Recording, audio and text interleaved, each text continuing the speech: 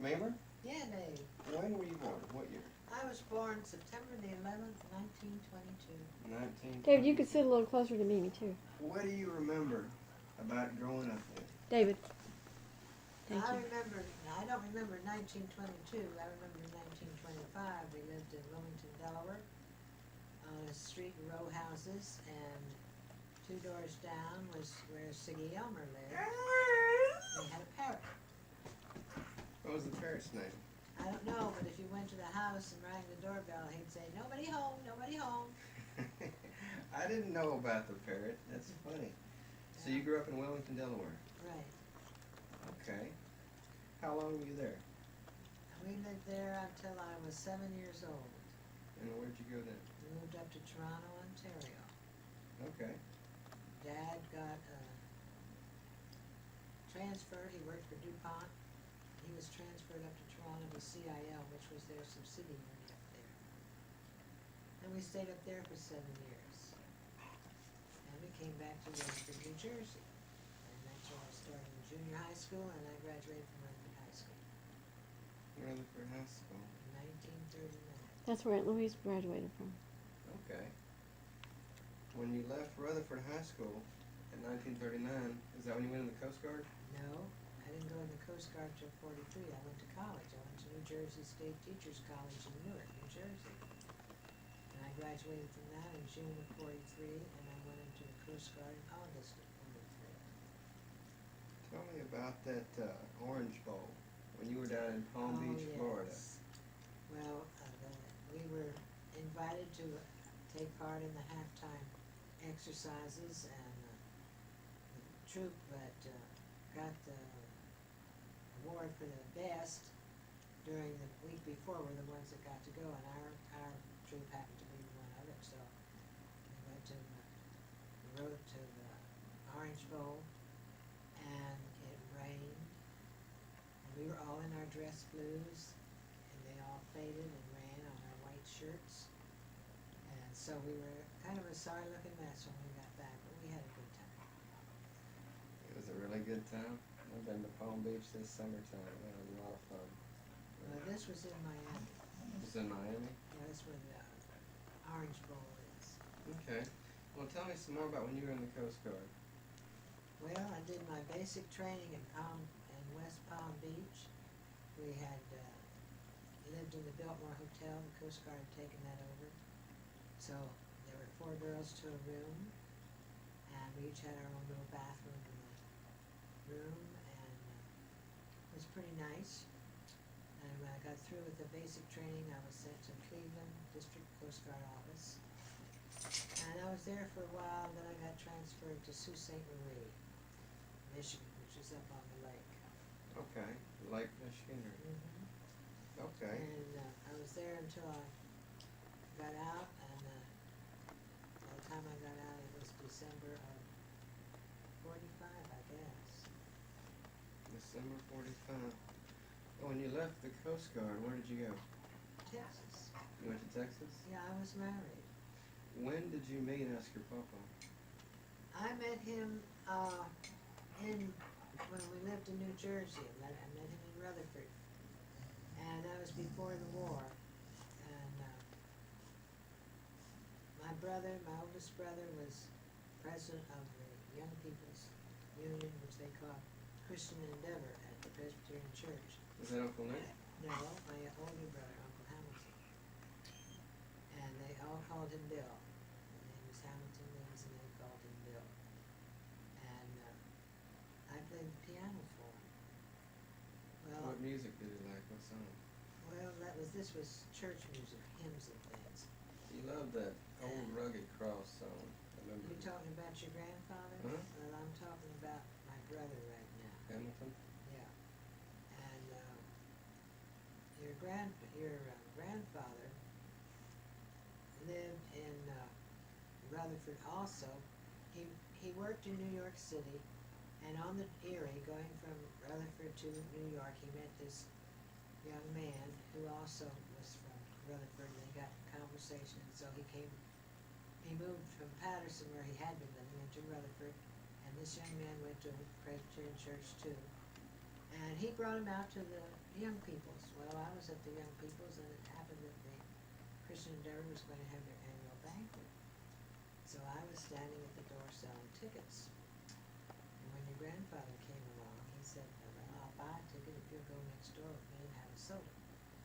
The church parish house was next door to an ice cream store. So we went next door, and that was the start of things. And he was in the army at the time. Not then. I thought he saw you playing the piano. Well, he did. He came to the meeting, the Sunday school. He came to the meeting of the Christian Endeavor. That was before the war started. And What happened with y'all when the war did start? I don't remember that exactly, except he went home. He came home to San Antonio, and he was sent to Camp Pope. The last place he was stationed was Camp Pope Louisiana. before he went overseas. And Went to Saipan, right? he went to Saipan, that's right. And he was in the quartermaster corps. And my brother, my other brother, Newton, at the time was in the Navy, and he was stationed at Norfolk, Virginia Air Station. So I was in the Coast Guard. So I got leave time, and I went to visit your grandfather and my brother in Camp Lee, but I didn't get to stay there. This is Camp Lee, Virginia. No, Camp Pope. Camp Polk, Yeah. Louisiana. Well, let me see, that's where he ended up. It's so long ago, that was in, all this took place in 43. And all I know is that the fellows at the Norfolk Naval Air Station kidded my brother because I was in the Hooligan Navy, which is what they call the Coast Guard. So, your grandfather was sent overseas, and I stayed until the end of the war, but I didn't get to go overseas. I worked in Sault Ste. Marie, Michigan, commissary warehouse, filling orders for the Coast Guard ships that come through the canal here, the Sioux Canal. And then I got out in December of 45, came to San Antonio, and we were married in October of 44, so I must have gotten married before we met in service. I don't remember. Do you remember the church where you got married? Yeah, First Baptist Church in San Antonio. What was the wedding like? Very small. I was in uniform and he was in uniform. My sister-in-law was my matron of honor. And it was a Baptist church, and we got married on a Wednesday, and they happened to be having prayer meeting. So I had to sit upstairs on a little, they had this stairs where you go up one side and go down the other, and I had to sit up there on that little end of platform like, and wait till they got through prayer meeting before we could get married. And your grandfather, we went down the aisle, and we had our marriage services. When it was over, he wanted to take me outside. And I had to say, no, we go down this aisle. And then we went to his house, and his parents had a reception. You were both in uniform. Yep. That's about the story of it. So once you were married, you came back to live in San Antonio. Yeah, After the war. I got out of, yeah. Yeah, we lived, for a while we lived with your great-grandfather, and then we got an apartment of our own. And then in 1947, January, your mother was born. And in December of 1947, your Aunt Bertie was born. And in October of 1949, your Uncle Joe was born. And that's when we called it quits. And 3 times the charm. we lived in San Antonio until 1969. Your mother and aunt had come up here to Austin, gone to UT. Your Uncle Joe went up to Lubbock, to Texas Tech for a while, then went on his own adventures after that. And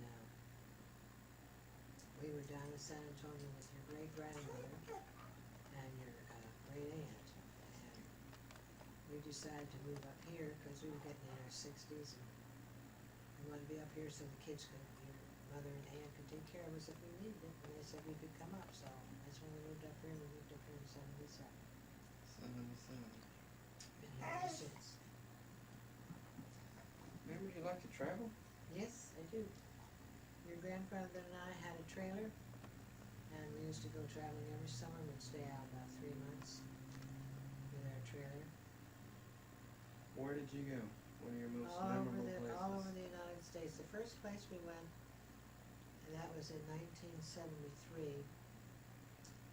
We went to Seattle, Washington. Your Uncle Joe lived out there, got married out there, lived out there, and had your cousin Buck was a baby. So we went out to visit them. And before we went out there, we had gone up to Massachusetts to visit your grandfather's aunt and uncle and cousin up there in Lynn, Massachusetts. Then we came home for a week, and then we took off to California. And your Uncle Joe had arranged to take your grandfather out on a boat to go salmon fishing. And we were out there in How about July. that? Yeah, your grandfather got sick, and so they didn't get much fishing done.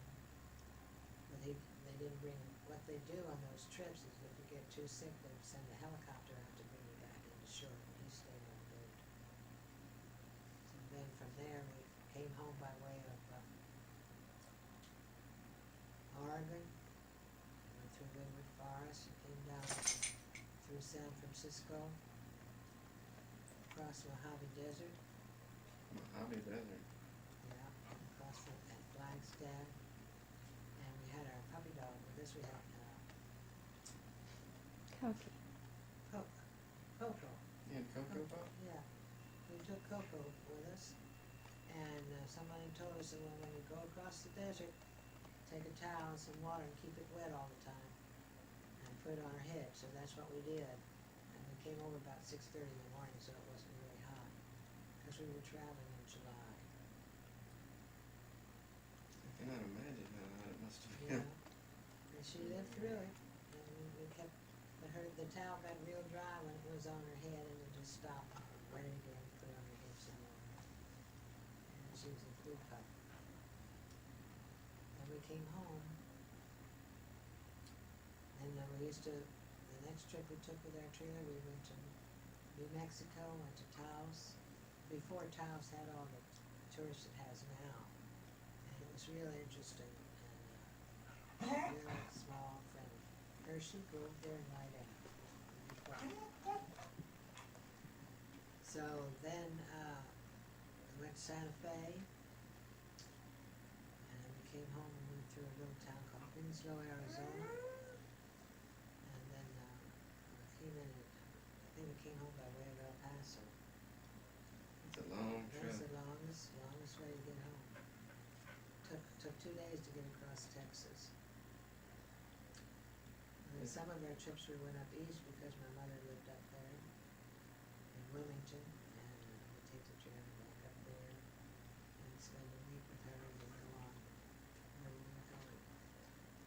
If you had to tell me your most favorite trip of all those travels, what would it be? I wouldn't know. Most memorable, the one that where you just thought, wow, I'll never forget it. Well, all of them were memorable. Tell me some more about your trip to see your mom. Well, Is this they were great-grandma? shorter. Yeah, it was my mother, great grandma. She lived in Wilmington with your great uncle, Newt. And we go up to see her, and then we go on over to Kentucky to see your grandfather's aunt Ed, who was your great grandmother's sister. Aunt Edna. No, Aunt Ed. Aunt Ed. Wasn't for Edna. It was Eddie. All her sisters had boys' names. She had a sister Tommy and Eddie, and her name was Eddie. She was the youngest, and she'd been down to Texas to visit us, so we'd go up there in the summer and visit her every time we went up. In later years, your grandfather and I planned our trips around the train convention because he collected trains, and Railway Express Agency, I remember the sign when he worked on his trains. well, they had several different places. One was in St. Louis, one was in Philadelphia, one was in York, Pennsylvania, and we didn't take our trailer to all of those. Sometimes we flew and then rented a car because we didn't have that much vacation time. But, those were some fun times. Tell them about the cruise that you went on with Edie. I know about the cruise. The cruise, I'd never been on a cruise. Your mother and dad had been on lots of cruises. And your Uncle Newt's wife, Aunt Edie, she,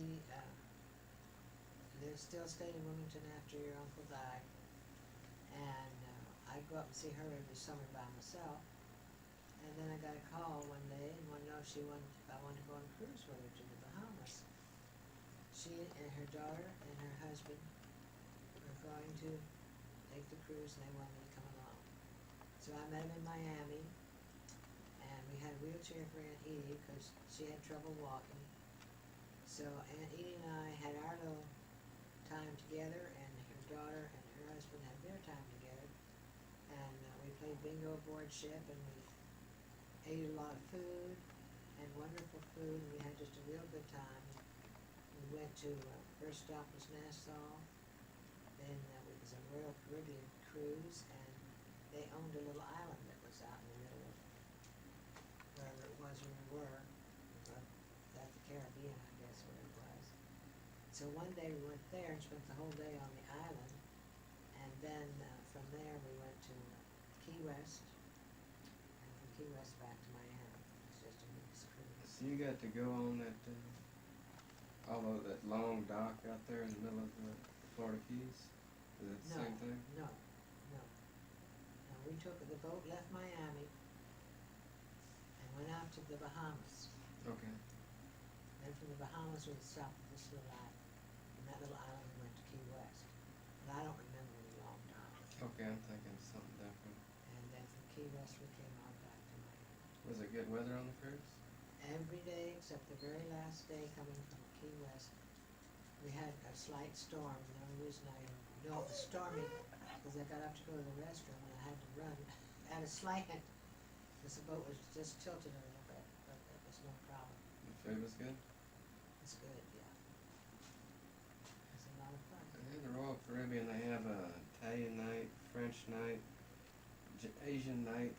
We had an Italian night.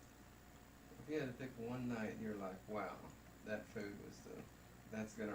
Well, see, I was on a special diet by that time, so I couldn't try all the fancy stuff and something else. I had to eat their diet they had for heart people.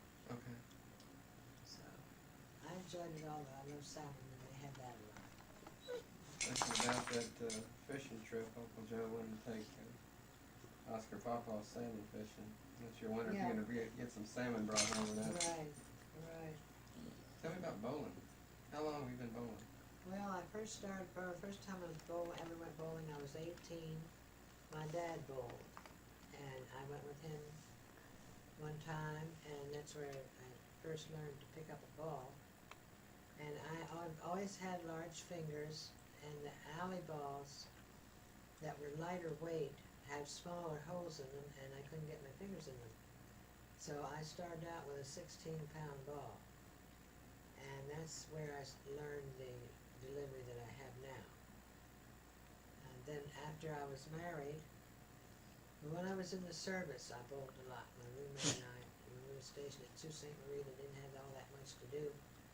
So we went bowling every weekend that we were off.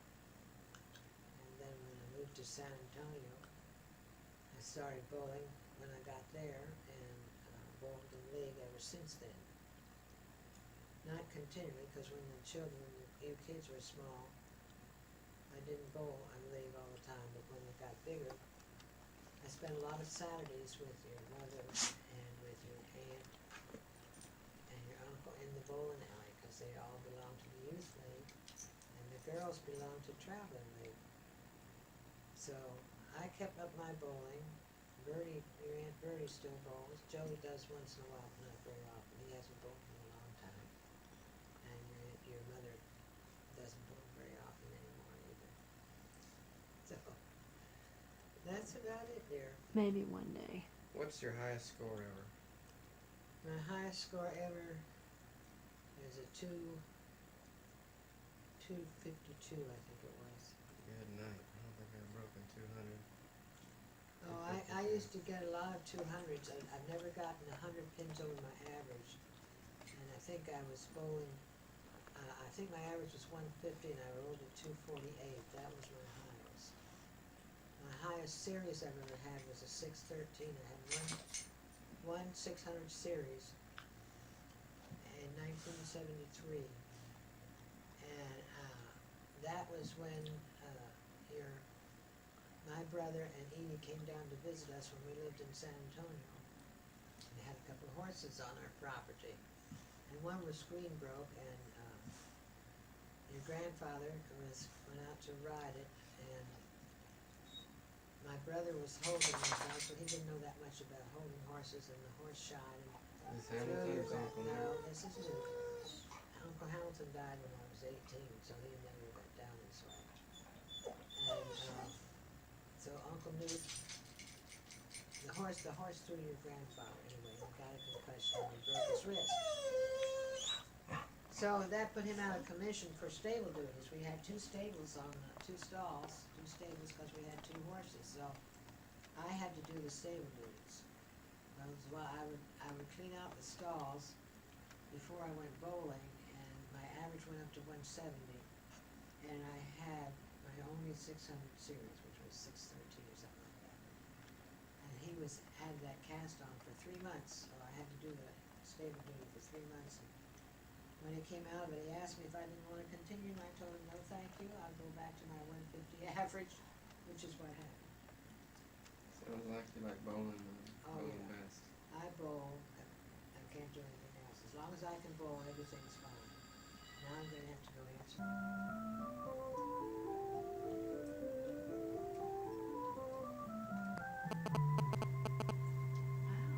Okay, there's my warm-up. Gotta put my glasses on.